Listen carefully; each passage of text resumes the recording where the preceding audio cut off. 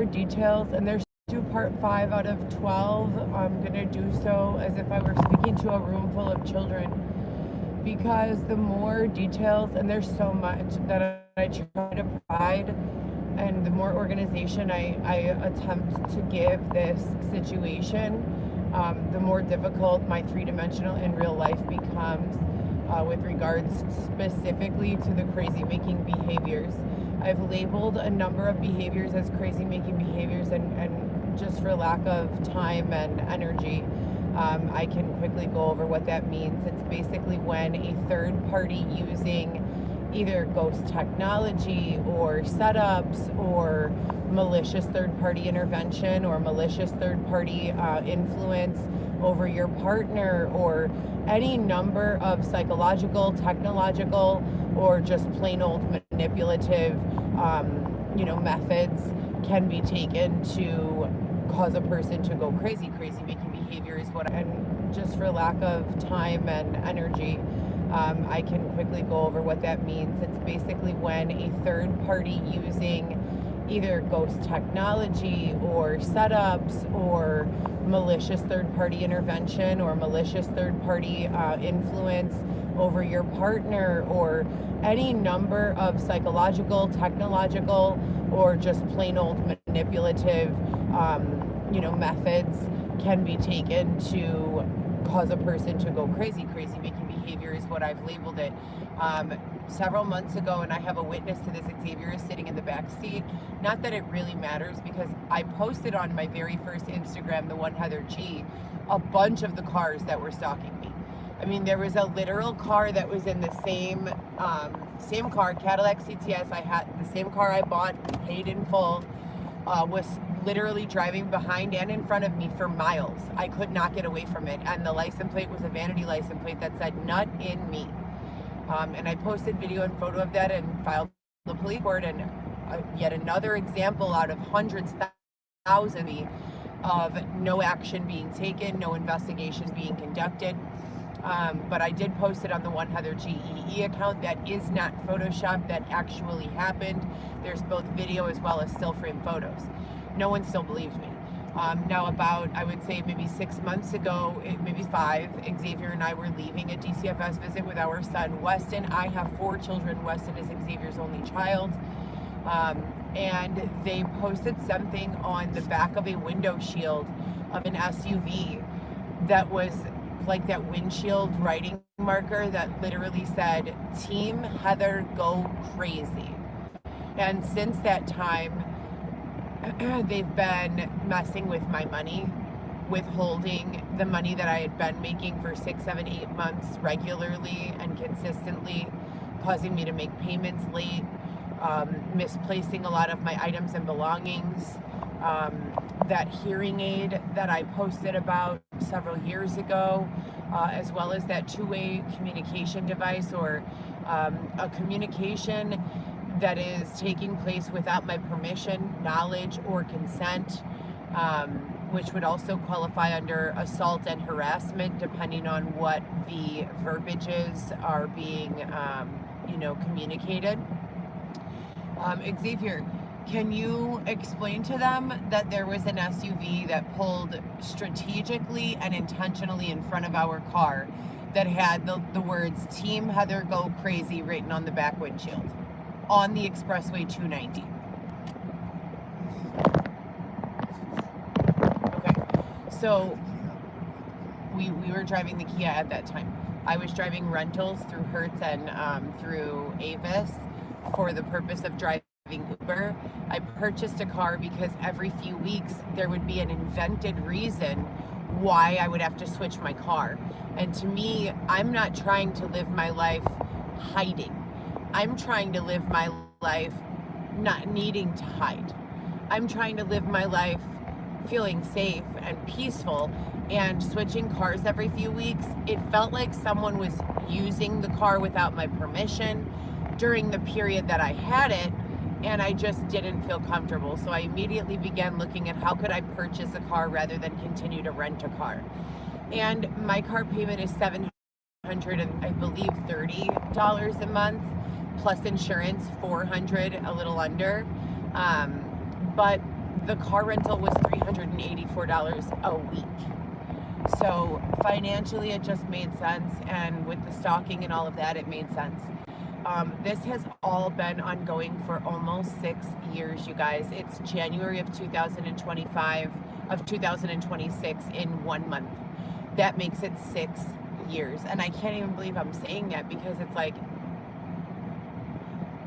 I just can't believe it. You know, in an evolved society, in a first world country, I have been having the same problems: technological boxing, intentional and blatant issues in communication, lapses, intermittent lapses in communication with my family and loved ones, specifically with my children, and most, prominently and obviously with my youngest daughter, Alexis, the 12-year-old. When none of this shit is going on, I communicate with my children 5, 6, 7, 8, 9, 10 times a day on FaceTime video. I never have really felt, other than waking up to, my own circumstances and texting the kids, hey, get up for school, I love you, have a great day, are you on time with your homework, do you need help with anything? Other than, having to text that rather than say that in the car or in the morning, I still, with FaceTime video and audio, have the same role in my children's life that I ever did. So cutting that off or interfering with that is a huge issue for me, and it always has been, and it will always be. There is no reason why I should not be permitted communication with my children. I am their mother legally, biologically. I have custody in the eyes of court, even though one of my daughters is over age and my son is to the age where he can choose, and it would only qualify for Alexis, the court order that I have. And ironically, she's the one who I'm having a difficult time reaching. But there have been a lot of things that took place to Orlando and his family over the last several years, and I don't know. They don't have a clear origin. Everything that went wrong in my life and my family's lives, as I told you guys before, it began as a result of the release of Dylan Smith, inmate number Y12173 from the IDOC in 2019. 3 weeks before he got out, I got jumped and stabbed by 3 women with screwdrivers. Several months after he came out, I did a reality show where my entire reputation was destroyed nationally on TV and the internet. I thought I was agreeing to doing a reality show that was going to be about, overcoming adversity, about making a mistake, serving your time, and being able to move forward. That was going to be eye-opening for some situations, crimes of poverty. That's what I thought I was getting involved in, as well as my own PTSD and OCD explained and decoded. I thought we were going to discuss the issues that I had when I would go to visit Dylan, and I would mentally get overwhelmed by all of the things that prison have: the pat downs, the rude staff, the power and control struggles between the inmates and the staff that work there, who are not much better than the inmates in many cases. These people who are working there are easy to bribe.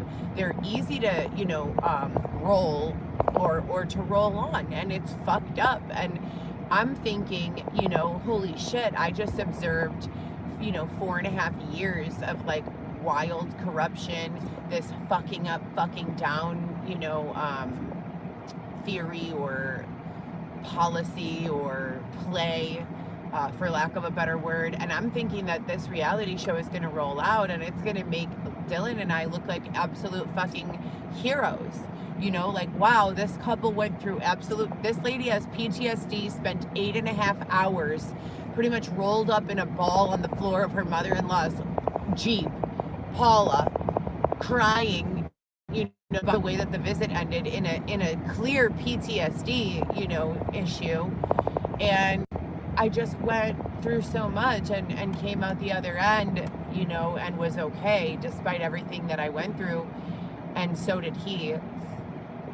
And I just thought, that the show was going to be for us. The show was going to be for us. The deals, the proffer, everything he was involved in, the officers. So while he was in there, there were numerous times that when you enter into a deal with the United States government, or in the capacity of which my ex entered into a deal with them, they want you to get people in trouble. That is your goal. It's not to find crime that's taking place. If you're in an environment and you tell the state of Illinois or the federal government or local law enforcement agents, hey, there's nothing going on here, that's an unacceptable answer. They don't give a fuck if there's nothing going on there. They want him to bring in deals, just like they look at officers, or historically have looked at officers and detectives for quotas and, worked in an effort to hold them accountable and responsible to completing these arrests or reports or whatever the fuck it is that they have quotas on. It's the same when it was the same for them doing their deals. He was commonly asking, for various items while he was in prison. He was commonly asking me to offer temporary memberships to my sexy content websites for the officers that were in the prison so that they would bring him in different things, steroids, food, random things. They allow photos in there, but they don't allow nude photos. He would ask me to email the photos that I was sending, photo sets that I was sending to paid customers, and nude ones, and he would want me to send them to the security at the prison in Vienna, Illinois, and they would print them off for him and bring them to him and bring him other things in exchange for those photos. These are not jokes or Heather being crazy. These are blatant, and obvious flaws in the criminal justice system and in the system of deal making. Why I would be adversely affected, why my children would be adversely affected, is absolutely beyond my level of understanding and comprehension. Usually any sort of authority who's looking for arrests to make or harassment to begin or investigating anything, they're not going to come for me and my children. They're most certainly not going to separate my children and I, which leads me to my next, logical train of thought. Have there been too many fucking ups, and now the authority line is so broken, so torn apart, that there really isn't any authority anymore, and we're putting these people, when I tell you that the people who were working as guards were just as bad as the inmates, I swear to God, I mean that shit. There may have been a couple that might remind you of your grandma or your aunt, but for the most part, these were women that were easily, manipulated by flattery. They were not the best looking. They were not the best educated. They made like Cindy fucking Crawford, okay, these ladies that were in there. So, and he was getting whatever he wanted from these people. Oral sex, regular sex. And when I would report it, they would just call me crazy. Why would I report my husband sleeping with an inmate guard at the prison? I mean, you tell me, does that not make sense to you? You're aware that your husband is using you as well as numerous others to set people up. You're not going to say anything? Like, I'm sorry, but my loyalty is real as fuck. You're not going to throw me under a bus and then put it in reverse and back up over it. Fuck you, And I've discussed all of this, and when they put me in these tech boxes, I want to sue. Like, I get over the wanting to sue part. Okay, it's just law enforcement doing their job, investigating, trying to keep us safe. No, dude, you fucking people looked the other way and allowed them to throw me in the street on a narrative that they fed you, spoon-fed you, so that it would make things easier for you to behave in a way that was immoral, illogical, unlawful, and targeted. And I've reported on all of it, and I've written reports with and without ChatGPT. I've done depositions. I've done clinical case studies on myself. Okay, they're saying that it was because I was taking Adderall. I've been on Adderall on and off since I was 17. I've never gone through anything like this before. What does me being on and off Adderall since I was 17 under the direction and prescription of a doctor have to do with everyone around me's life getting fucking shredded into bits and pieces as a result of Dylan coming home? And then on top of that, you have this desire to cover it all up. As soon as I started making these 1 out of 12s, 2 out of 12s, 3 out of 12s, 4 out of 12s, 5 out of 12s, this is 5 out of 12, they started fucking with me IRL again. So they started doing crazy making behaviors. They started doing other things. So, I'm trying to hurry up and get these next, 7 days completed so that I have everything I need for the people to just leisure and then help me with this docu-series. And the documentary, it's not a docu-series, a short documentary. The documentary is not, I'm not making it to try to profit. If I profit, fantastic. I'm making it so that I can profit things like peace of mind, mental health, calmness, peacefulness, understanding across the board, because I spend my days being provoked, antagonized. People are talking shit about me directly to my face, crowding me in the gym, you know, just bullying me. I've already gone through this for 6 years. They don't want me to have a gun because they want these people to be able to fuck with me. Do you not understand? I tried to go take my carry and conceal as soon as Dylan came out of prison. That's when they put me into the psych ward. You can't get a gun license if you've had any inpatient stay in a psychiatric ward.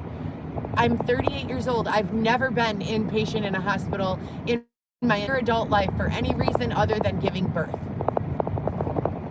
Ever. I don't have any additional diagnostics or reasoning to be held against my will in that, in any capacity, but let alone an inpatient medical capacity. And my background is in medical law and ethics, new business development, medical assisting phlebotomy, and administration for medical, specifically endocrinology, rheumatology, and cardiovascular interventional surgery. But if you ask them, I'm just, losing my mind. So I don't want to exist here. I feel as though this is an incredibly predatory environment. And I'm not talking about my house or my car. I'm talking about the situation overall, the intentional withholding of communication between my children and I. And then they start saying things. They're very, very, very much threatened by the fact that my children and I have that line of communication and that it's always open. That bothers these people endlessly. They think that somehow my children and I having the line of communication open is taking money from them.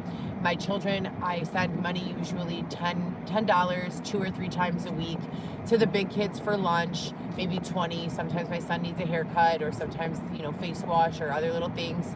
But I haven't been able to reach Alexis in a very long time, 6 or 7 months. That's a 12-year-old little girl that needs her mother. So this is fucking sick.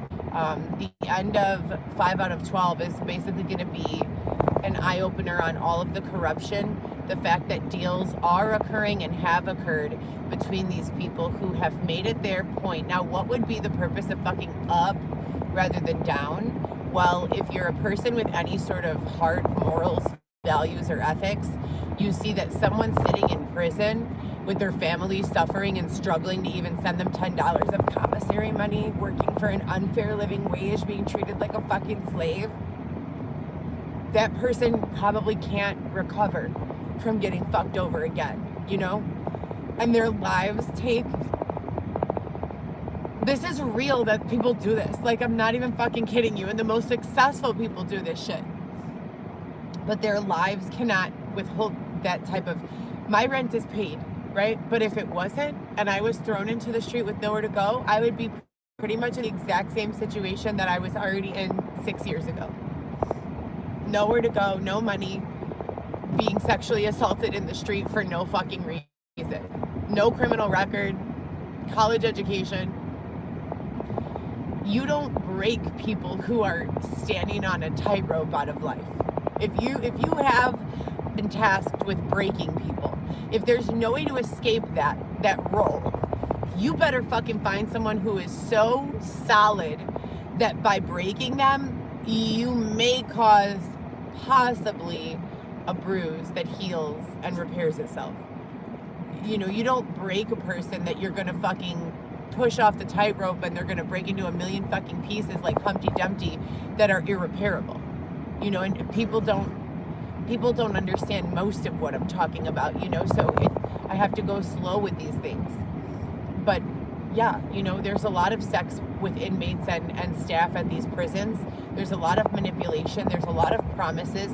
And when you get into the space of white collar crime, and you have these criminals with money, or even if they don't have any money, all they need is a cell phone to start making money again, or their crew or team, or, a couple of dollars to start making money again.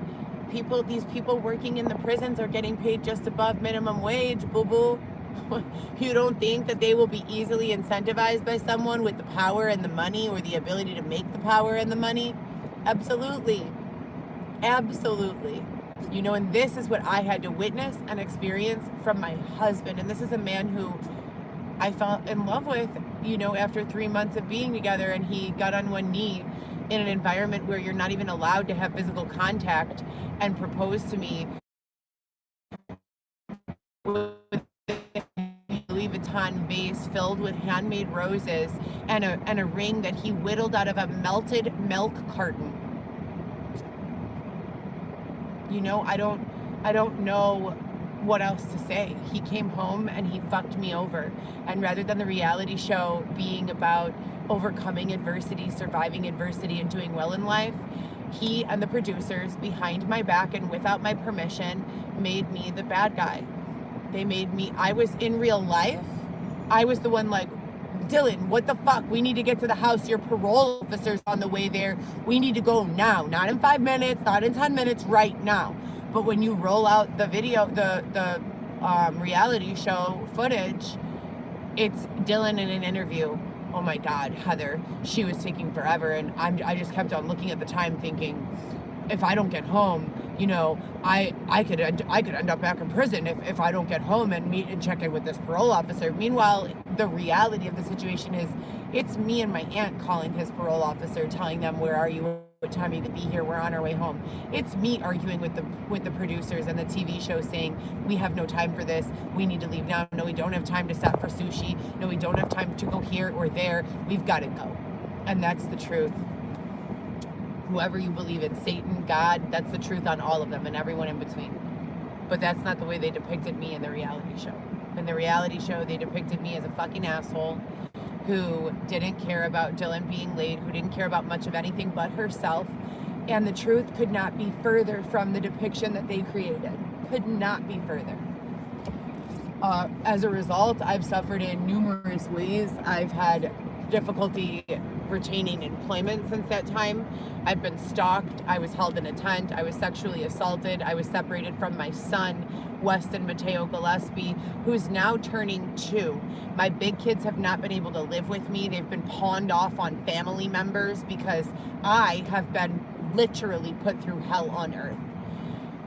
The violent victimizations that took place since 2019 have included, but not been limited to, being beat up by an officer at 14 weeks pregnant while laying in a defenseless position on a yoga mat, after clearly articulating to the officer that I was at the gazebo for a photo shoot and asking if it was acceptable for us to be there. And Xavier, true or false? And did the officer say we could be there? And did I not tell the officer that if there was anything that they needed, if they needed us to move for any reason, to let us know? And did the officer say, there's absolutely no problem with you being here, but just don't leave your stuff alone, because if you leave all of your equipment alone, it might not be here when you get back? Can you? I don't think they can hear you. So they beat me up on camera with premeditated. They came in with gloves. I was eyes closed, laying on a yoga mat. They grabbed me by my arm, dragged me around. I was 14 weeks pregnant, threw me to the floor face first, and then held me in a cell for approximately, how many hours, babe? 5, 6 hours? With no instruction, no charges, no nothing. So that would be unlawful detainment number 2. They did a lot of things along those lines, and very similar to that. They allowed other people to physically and sexually assault me and look the other way. I turned in sheets, bed sheets with body fluids. It looked like ejaculate on them from my last apartment in Harwood Heights. There was no investigating, no DNA tests were run, no nothing. Literally nothing ever came of it at all whatsoever. They have squeezed me for all of my money. I paid all of my tickets from 2019 in 2019 and 20. They were about $600 worth of tickets. They put a boot on my car for them, and my great-grandmother, Mama Nellie, met me at the ticket payment place with $800 cash. I went directly in and paid it, and they removed the boot and assessed a zero balance with the tickets. The tickets were already on a payment plan. I just purged all of them out by paying in full. When I came back to start driving again, they said that I owed $5,000 worth of tickets and put me on payment plans for $5 grand worth of tickets. Now I have to pay $75 plus about 30 every single month, thank you, every single month for tickets from 2019 that I didn't even get. They also have record of a second boot being placed on my car in 2020 during the period of time when Dylan had my car without my permission. Keep in mind that I kept trying to break up and leave the relationship, and he would go out to the garage where I kept my car and do things like unplug my starter. I don't know how to fucking plug in a starter. So of course I would be stranded there, trapped, while he did weird sex shit and fucking set people up. Police knew. The FBI knew. No one came in to help me. So a plethora of agencies and people doing things to stand in my way from not being raped, from not being physically assaulted, from not being financially manipulated and assaulted, from not being separated from my children. They all sat by watching because of what they perceived they could receive from Dylan if they did not help me. And that is the truth. That is the truth. I called law enforcement after Dylan choked me, picked me up on my neck, threw me on the ground, started stomping on me. He was a huge guy on steroids. I have videos and photos of him admitting to doing it. I don't have any, reason to continue to circulate them. They're up, and they're mainly up because they threw me outside into the fucking street during winter, during summer, during all fucking months for nearly 4.5 years, impregnated me and forced me to sleep on cement outdoors at a yacht club in a tent through winter. Xavier and I were the only people there. We were not living in a city of tents. We were living in a tent at Belmont Harbor Yacht Club, intentionally keeping as much distance as possible from any homeless person, and calling law enforcement every single week, 3 to 5 times a week, along with shelter services, asking for assistance and being blatantly denied that assistance. All of which is thoroughly documented and has been presented to the court on a number of occasions. Yet here we are almost 2 years later, still fighting for custody of our son and for our DCFS visits. Getting harassed by some operatives who are trying to recreate the entire set of circumstances, incentivizing my attorney to say things that have already been brought up and resolved in court 10, 20 times. My situation is not at all kosher. The things that have gone on, they've not been acceptable by anyone's standards, no matter who you are or what you live by. Also, there have been other blatant issues. They're affecting time. Yeah, I know that sounds wild, but they're absolutely doing it. I do a GPS that says 37 minutes to your destination. I get in the car, I take that exact route. If there are people who are taking longer than me who want to come with, which I don't know who they would be because I travel alone with Xavier, I don't have a group. If there's a group following me, lock them up for stalking. And I need to be at the gym by 10 to 8, 7:50. I leave the house at 7 a.m. every fucking day. It doesn't take 50 minutes to drive to the gym. The GPS projects that it takes 37. I've never arrived there before 8:15. With the exception of that one time I was using the GPS. It's been like this for 5 years. 5 years. And I've already come out on the other side. I've already, explained everything and explained it. No one is, getting out of bed in the morning and saying, how can we intervene in this and set the record straight? And I think that that's the main problem. I have a whole entire life to live ahead of me. I have the education. I have never voluntarily engaged in any sort of fraud. I have never stolen someone's credit card for the use or purpose of committing fraud. But the people you people interested in my commentary and my content are looking for, the people who you are looking for, they're definitely still getting away with fraud every day.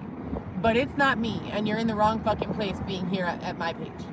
You're at the wrong place inhibiting me from being able to use a laptop computer. They stole 3 of my laptops, my MacBook Air and 2 Google Chromebooks. I have not been able to use a computer for any reason. Do you understand me? Not for my businesses, not for sales, not for any fucking thing. Since 2023, when my last laptop was stolen from Xavier's father's garage bin, and along with a bunch of my other clothes and yoga equipment and lighting and production equipment, and it was never replaced. And it's on camera with law enforcement because they came that same day that it was stolen. They know that it's all mine. Where is it? Naked wardrobe outfits from Nordstrom, like $300 or $400, brand new, that I had maybe a week, that another undercover, Juan, had purchased for me after all the rest of my clothing got stolen. None of this is new. It's already been documented. But that's number 5. So that's going to lead us up to the time I met Xavier.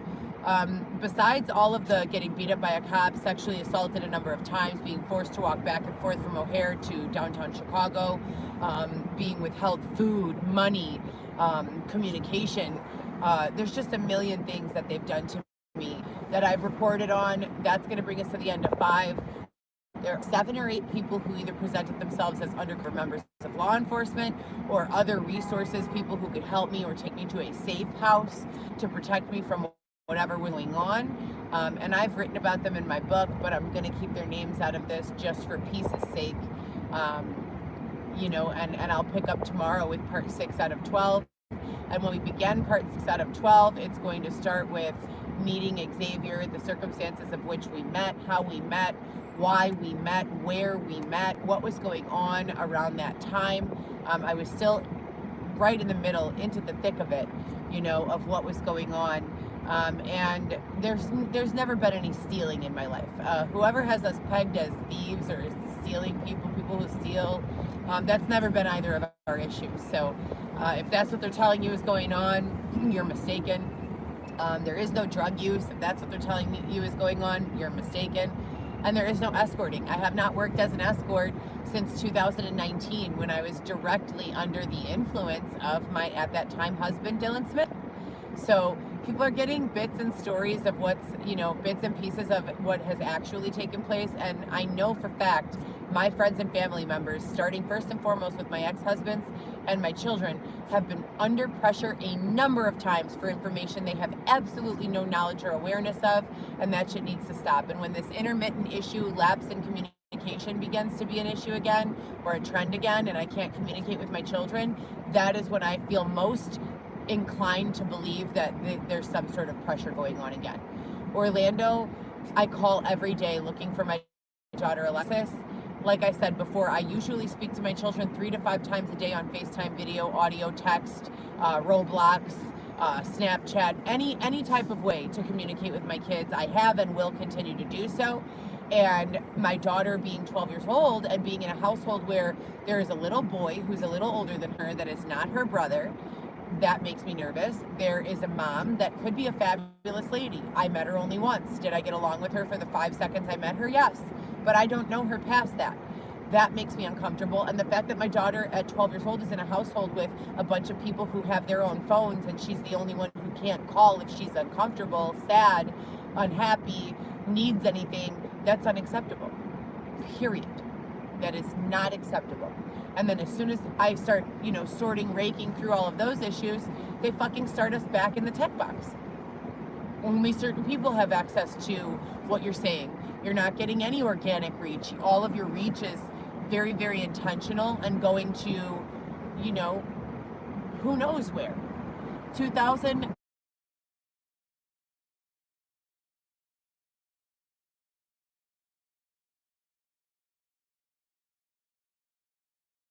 When Weston was 2023,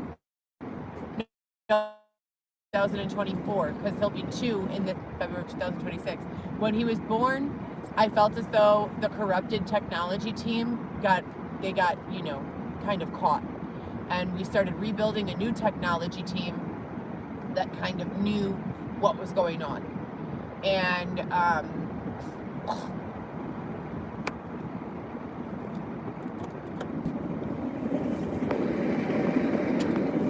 for the first year, I was getting paid a decent salary. I have more than a college level, more than a bachelor's level of education, way more. I've taken so many courses, it's not even funny. I continue to take courses, intro to AI, just to learn about things like machine learning, data set collection, ChatGPT, other AI tools, Canva. What is their purpose? What is their role? Where are we going with them? Healthcare technology, new business development, sales, marketing, you name it. Certified medical assisting, personal training, marketing, I already said marketing, phlebotomy, which is taking blood. Literally, there is no job that I cannot do and do well. And I do not mind at all making deliveries or transporting human beings in my vehicle. What I do mind is doing that 7 days a week for 8 to 12 hours a day, every single day, and then still not having enough money to pay my rent on time. I only own 8 pairs of leggings. They're all ordered from Amazon. Every time I get a sponsor to say, let me throw some money at the situation, let's help Heather get into some dress pants and a dress shirt every day and some dress shoes. Maybe she could take this healthcare consulting career a little further. Every fucking time I raise money with a sponsor or they see me here on YouTube, they start giving the money to agency who is pretending that they are giving the money to me, but then taking it upon themselves to dole out the money to various causes that have nothing to do with me, which hear me and make no mistake, don't give a fuck about at all. If there is someone starving across the world and the only way to feed them is to fuck up my life and my kids' lives, fuck them, they can starve. Do you hear me? I'm sick of this shit. 6 years of being kept in a tent, sexually assaulted, separated from my loved ones, working for the money and having it stolen from me. I need to be the priority when it comes to fundraising right now. Period. I do not care. Where are my kids? Why is my son being held fucking hostage by the DCFS? What in the fuck is going on? Where is my funding? And that's how I feel. Yes, I care about everyone who's starving anywhere. Yes, everyone should have access to housing and healthcare and all of that, but not at anyone else's expense, and most certainly not at my expense. A person who gets up each and every single day and has consistently, without fail, and gets shit done. So sponsors, I know you're still out there. No, I am not willing to go in dirty as your deep state asset. Stop throwing me into piles of shit. I'm tired of fucking smelling like shit. Stop throwing me into piles of shit until you have fucking resolved my underdrafted bank accounts. Who the fuck took $1,000 from the PNC and the Wind Trust? Sponsors? That situation has not been resolved.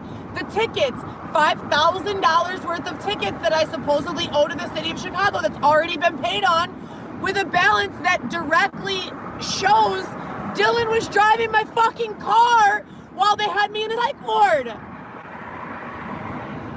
No one is gonna step in. Yes, they are. So if you guys could do a better job at catching these fucking losers before it starts to become a problem for me in my day-to-day, that'd be great. My father had his literal throat slit open, 80% of his lower jaw removed and rebuilt from his femur and tibia because supposedly he had some sort of cancer of the jaw. He was inpatient for about a week or two. Just got home. My family is doing their best to take care of him. I have been stable in an apartment for it'll be a year in January. I work 7 days a week and have, without exception, not just driving Uber or delivery, but also all of this bullshit with the DCFS. That I was under the impression my son was going into this program with the DCFS so that we, Xavier, me, and my child, could help the technology team to develop some sort of CRM database for handling these cases that would be more helpful and reliable for government agencies to better protect and help these children and families than the one we were originally working with. That was supposed to be my role. It's been 2 years and they're not giving me my child back right now. I've done everything they've asked me to do. Parenting class, task, West Care, parenting coaching. I don't owe them any services. I continue to this day to do therapy every other week or every week. I've been compliant across the board. So, no, I don't want to be, nor will I be, your deep state asset. No, I don't think it's acceptable for you people to continue to positioning people to fuck up, fuck down, or fuck any fucking way for that matter. How about everyone just stops fucking for a while? It's Christmas, right? Let's make love, not fuck. How about that? Getting sick and tired of this shit. Tomorrow will be 6 out of 12. The crazy making behavior has been definitely, you know, going on again, among many, many, many other things that are undesirable. Xavier and I are on our way to the gym now. This will be my last week at the gym that I've been going to because I like to switch it up. I don't like people to follow me where I'm going or fuck with me where I'm going. This has absolutely nothing to do with ego and everything to do with the fact that I know for a fact when you feel better, you do better. When you look better, you do better. When you have more confidence, you do better. When you care about yourself, your body, your mind, your soul, your spirit, so do others. So you can take your inferences and your harassment and your shit talking, put it right into a little tiny, here, look, roll it up, you know, like you used to do with Play-Doh when you were, make a little tiny ball of it and shove it right up your, you know. So everyone